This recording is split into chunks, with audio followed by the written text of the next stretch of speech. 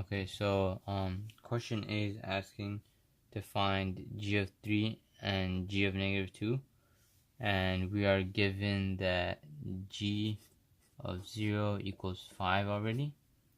So to find g of 3, you could do it one way to do it, just to do the integral method, which is just to find like the antiderivative of g prime, which is already there. So it's like g of 3 minus g of 0, which is the same thing as saying g, which is integral of 0 to 3 of g prime of x dx, since the antiderivative of this is just g, so it's the same thing. So g of 3 minus g of 0, and g of 0 is already given, so but you're trying to just find g of 3, so you have to make this be on one side. So g of 3 and g of 0 is already 5, so equals 5 plus 0 to 3 g prime of x dx. So g of 3 equals 5 plus, since it is from 0 to 3, you could just look at the graph and then find the area of them. So the from 0 to 3 has a quarter circle and a triangle. So the quarter circle would be 1/4 pi r squared, and the radius is just 2 squared is just 4, and then plus 1/2 base times height. The base is 1 and the height is 3, so g of 3 equals 5 plus pi plus 3 over 2. So g of 3 just equals 5 plus 3 over 2 is 13 over 2 plus pi. But we also have to find g of negative 2. So g of you could do the same method. So g of negative 2 minus g of 0 equals 0, but since from negative 2, so negative 2 g prime of x dx. So this is just g of negative 2. We've already given this, so it equals 5 plus 0 to negative 2 g prime of x dx. So from 0 to negative 2, since we're going backwards and we already found the first quarter circle, which is just pi, but this time we're going backwards, so it's just negative pi. So 5 minus pi equals g of negative 2. So this is just g of negative 2, and this right here is just g of 3. So this is all A.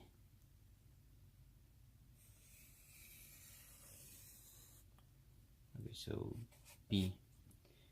B is asking to find the x-coordinate of each inflection point, of each point of inflection of the graph of y equals g of x on the interval -7 to 5. Explain your reasoning. So to find the coordinates, to find the inflection points, you have to know where okay, so when it asks for points of inflections, we're already given g prime, and points of inflection are from wherever to find the point of inflection of g of x, it is where g prime is increasing or g double prime is positive or negative. Goes from positive to negative. So g prime goes from increasing to decreasing at x equals 0, 2, and 3. That is where it goes from increasing to decreasing, or it goes from decreasing to increasing.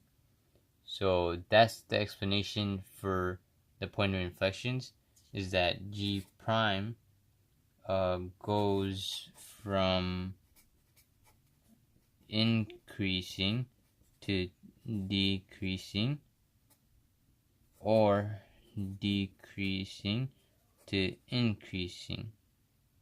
It doesn't matter which way it goes, but whatever it goes from increasing to decreasing, decreasing to increasing, or g prime, that makes the g have an inflection point at those points where it goes from increasing to decreasing.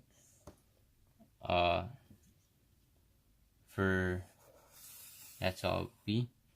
For C is asking that the function h defined by h of x equals g of x minus 1 over 2x squared.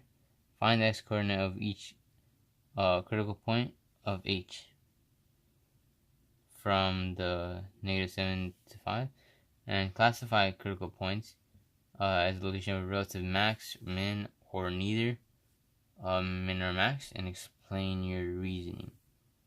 Okay, so for critical points, you need to have the derivative of h. So, well, h of x is just this for now.